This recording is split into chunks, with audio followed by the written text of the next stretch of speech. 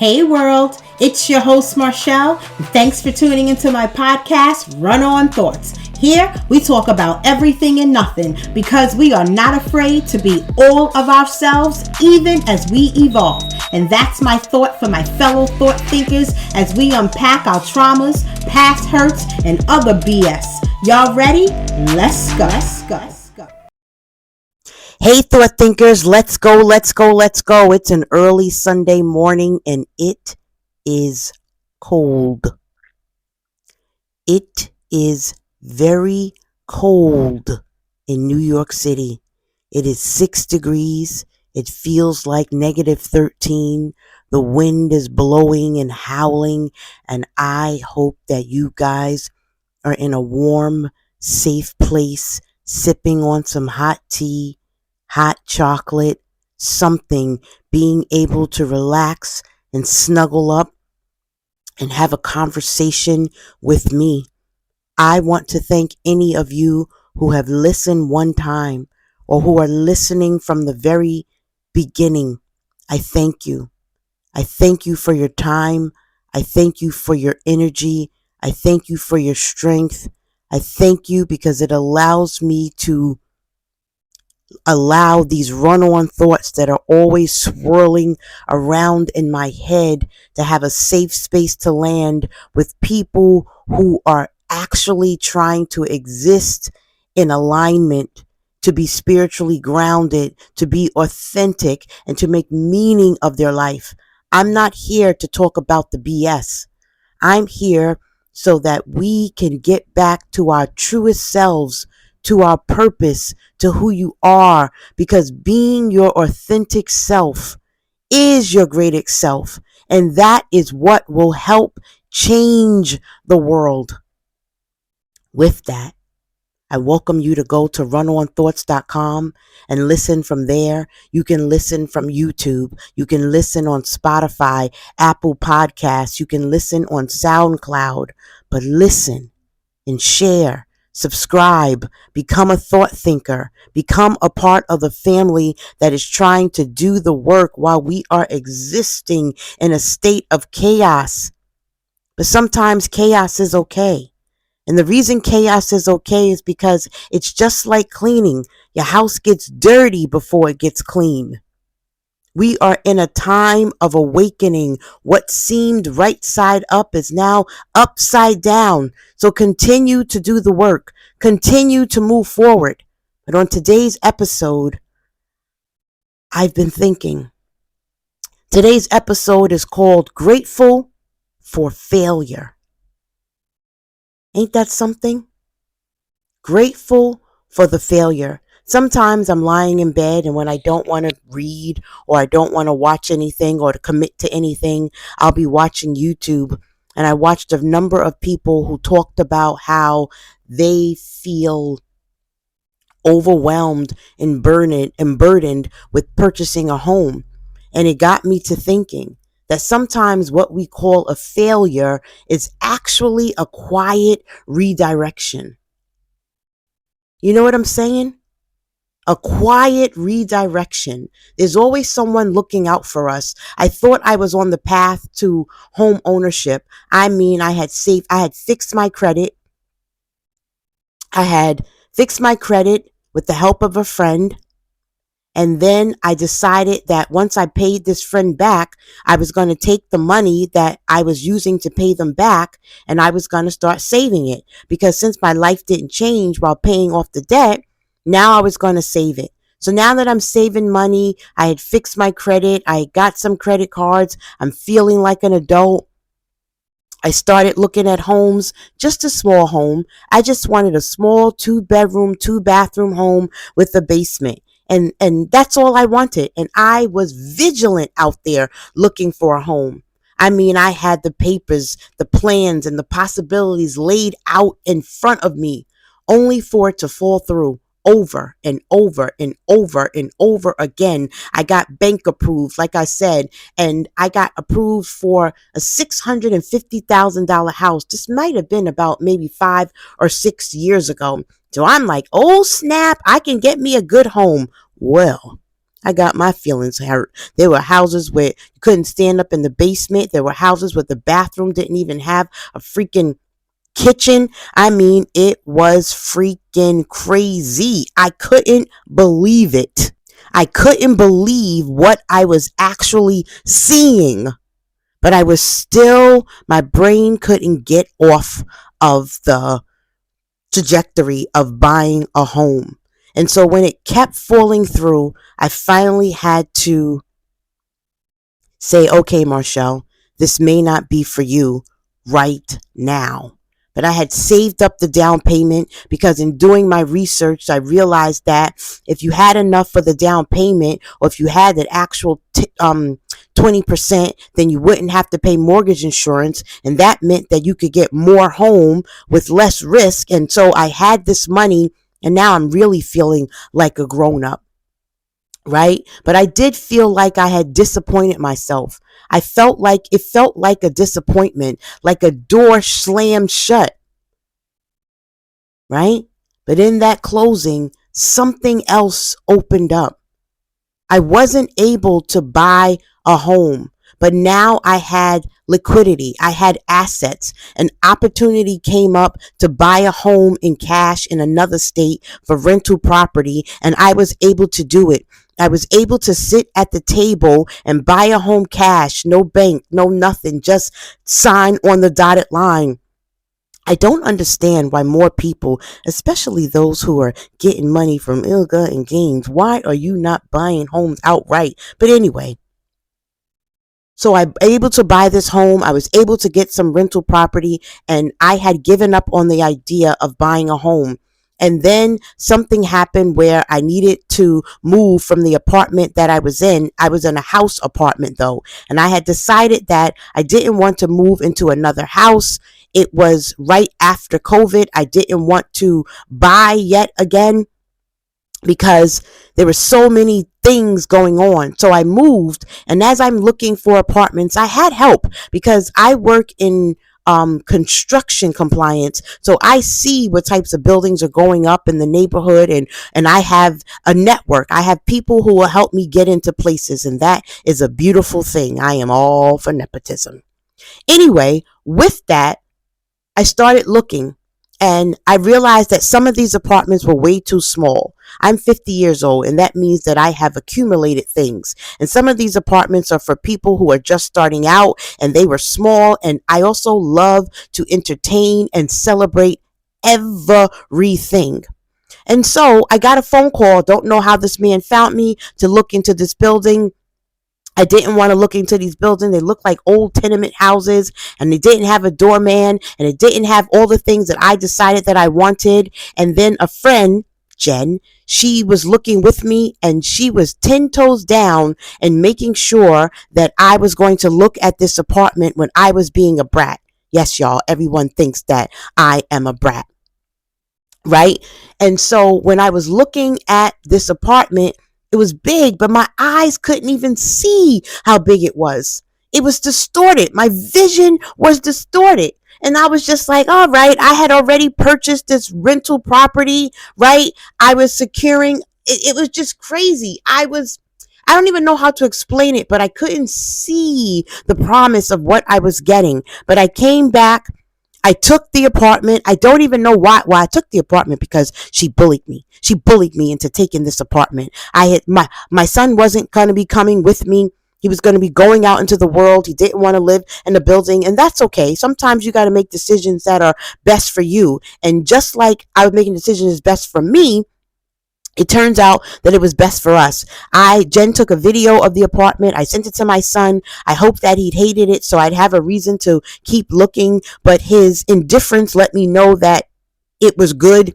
And so I took this apartment, and all I have to say about taking this apartment is that it wound up being what was best for me. Like I said, I ended up purchasing a rental property. I secured this spacious, beautiful, rent stabilized apartment. And now, as I was watching YouTube, I was realizing the weight of the responsibilities that I wasn't ready for. I hadn't thought about if the water heater broke, or if I needed a new refrigerator or a new stove or a new roof or new flooring, or when it's 6 degrees outside and you have to go shovel the snow or hire somebody to shovel the snow.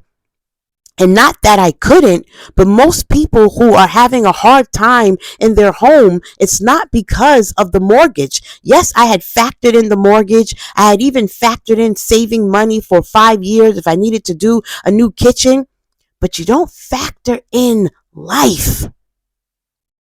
Life. I hadn't factored in life, so I wasn't ready, or it wasn't meant for me to carry right now. And then came the moment that felt almost cosmic. My new home sits across the street from where I was born. I won't tell you guys the name of the hospital where I was born, because then you will know exactly where I live. But there's this cosmic, universal energy where, along my journey of life, my mother, who I lost when I was 8 years old, shows up and lets me know that I am on the right track. It felt like a whisper from the universe. And I'm sure, like I said, it was from my mother. I was just a baby. And I'm sure that my mother is still guiding me, that I am still being held, that I am still aligned with what is truly for me. And that warms my heart. So today I want to talk about being grateful for failure, about the detours that become destinations, about the losses that quietly shape a life more expansive than the one we imagine. Today is about trusting the through line of your life, even when it doesn't look like what you planned. Nothing that I've ever experienced is what we planned, guys. We got all of these plans, all of these ideas, all of these goals. But when life changes direction, when life gives you what seems like setbacks, it may not be a setback. It may be the universe saying that that is not for you. I am sure that me buying a home wasn't for you. I had a Russian coworker who said, Marshula, that's what he calls me, get the apartment. I was like, Yuri, but they keep saying you should buy a home. It's the American way. It's the American dream. And he said, no, Marshulo, that is debt. So I was able to buy a home with cash, rent it out, make some more money, have the money to move, because y'all, did y'all know how expensive it is to move even into an apartment? I almost spent 10 racks. But I had it, and I'm grateful that I had it. I am grateful for that failure because, first of all, I wasn't even going to be in a home that I loved because I had such tunnel vision that I was looking at homes that were small and ugly and raggedy and wouldn't serve the me of who I am. Isn't that some shit? And then even when I was looking for this apartment and looking for an apartment, I wanted a doorman. I wanted you guys to have to call and the doorman call me. I wanted someone to call me and tell me that my packages were downstairs. But all of those places that were new, they had these large windows. And I don't know if you guys know me, know that I don't like light. If you sell me an apartment and you start talking about north light and right light and south light, south facing, all this other kind of shit for the sun, that does nothing for me. I am not that type of empath. I do not need the light to shine. My light comes from within. And that's not a dig. I recognize that each of us needs something different, but I honor what I need. And for me, it is solitude, to be alone. I have up darkening curtains. I like to even work in the dim light. So I don't need light. All those apartments have floor to ceiling windows. So you are already the size of a shoebox, and now you've taken away an entire window, an entire wall. So I don't have a wall for the TV or a wall for storage. There's no closet space. There's no nothing. And the big bathrooms, guys, the big bathrooms is because that's the law. They need to be wheelchair accessible. That's why the bathroom is big, because if the bathroom was just going to be big for vanity purposes, they would give you a closet or do more things. The supplies are cheap. The walls are thin. But now I live in a beautiful apartment. Is it flawed? Yes, it has character. It's charming. It's the size that I want. Even though I will tell you, when I had tunnel vision about buying a home and tunnel vision about what type of apartment I wanted, I could not see. I tell you guys often that vision has no eyes, have no sight. Eyes have no sight because we all see something different. I thought my room was small. I told my son that the other room was smaller than the room he had. I had the nerve to have a foyer, a large foyer. But still I thought that I was going to need to add closets. I don't know what's wrong with me. But it's because I saw what I wanted to see. But when I was in this apartment, looking out of the window, looking across the street, I said, oh my God, I was born there. And tears began to shed out of my eyes because I realized that, Mommy, you were doing it again. It was so many times in my life that my mother had showed up when I got back in school and I said I would never go back to the projects. But there I was working in the projects when I went to LaGuardia Community College. When I got a job at Aspro to fill in for a temp for one day. When I got there, I was like, I recognized this place. It was where my sister and I went when my mother died to live with my aunt. I've been here for 25 years. I am strong-willed. I am strong-willed. I believe I have discernment. I believe I've been told that I have wisdom, but not all of this is wisdom. Some of this is divine intervention. It is the ancestors. It is my mother. My mother has always been there for me, and I honor my mother. All of this is me honoring my mother. I recognized early on that my mother wasn't happy here, and I knew in that moment that I was going to commit to being all of myself to honor my mother. And in honoring my mother has always been there when I could not see. My mother has always been there when I could not see. What felt like a setback was actually course correction. She was course correcting me every step of the way. I want you guys to know the same thing. I didn't just lose a house. I gained financial strategy, a rental property, lifestyle ease, rent stabilization, and emotional grounding, a connection to my own origin story. I am now able to travel. Because growing up a poor girl, I have food traumas, I have financial traumas, and now I am liquid. I'm not the liquid that I want to be, but I am getting there. Having a home would have traumatized me because I would have been bleeding out money, and that bleeding out money would have had me in a constant state of feeling like I need to constantly be hustling. I would have felt like I can't travel with my friends or do things or get the things that I want. And not that those things are important, but it is important to be able to do some of the things that you want.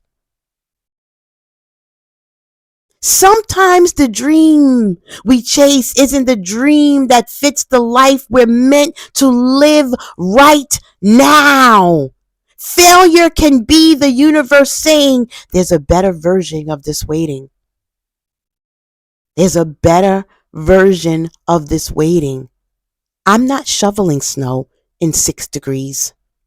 And truth, I don't want nobody else shoveling snow in 6 degrees because it's 6 motherfucking degrees. This alignment reveals itself in patterns and through lines, right? This is me right now trying to show you guys some reflections on being grateful for the failure.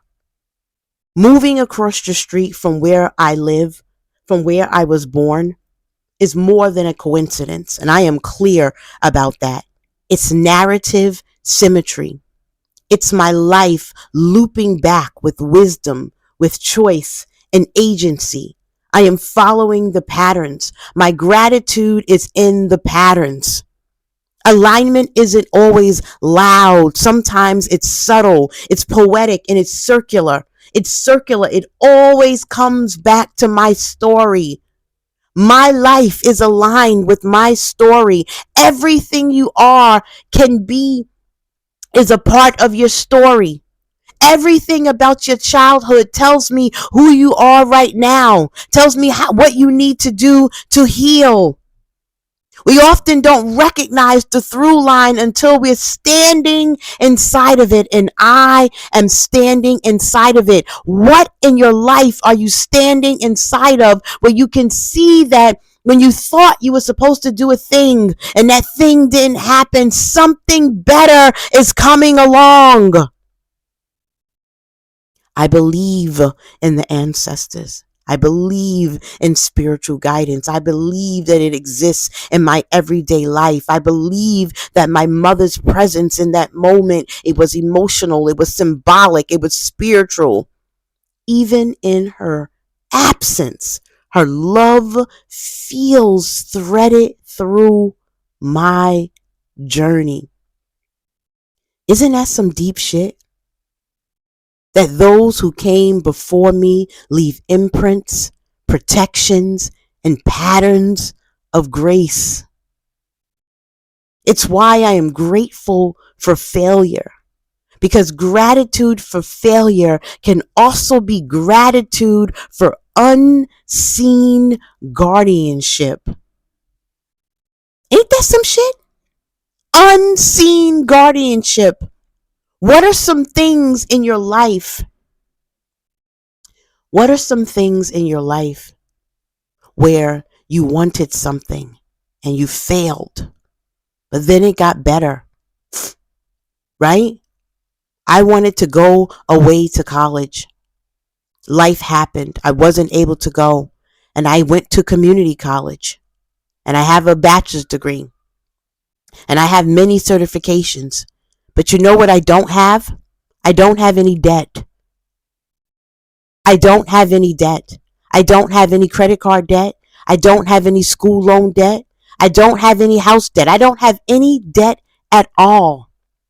Every single time in my life that I was going to do something that was going to come with the problem that I could not handle, my mother, the ancestors, they stepped in and course corrected me. I wanted to move up a hill, but where I live now, I just walk around the corner. I can get on the bus. I can walk to work. I can walk. I am always thinking about this. I am always being grateful for the fact that and I'm spoiled, guys. I know you guys understand how spoiled. Everyone is always saying that I am spoiled. All right. But I'm not selfish. And I am a little bratty. But I want everybody to experience it. I want everybody to live the life and have the things that they want. And you don't have to be selfish, because I want everybody to experience the joy of having your needs and wants met at the same motherfucking time. There's nothing wrong with that. I have failed in relationships. I have wanted to be married. Lord. I won't even talk about that, because I don't really like to talk about relationships, because I like to take accountability for the self. But I am sure that what I thought was a failure then is a complete and utter success, because I am a different woman now. I am a different person now. And what I thought I wanted, or what the society convinced me I wanted, is not what I want anymore.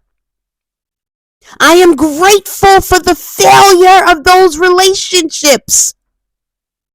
They sucked rock's ass in the first place.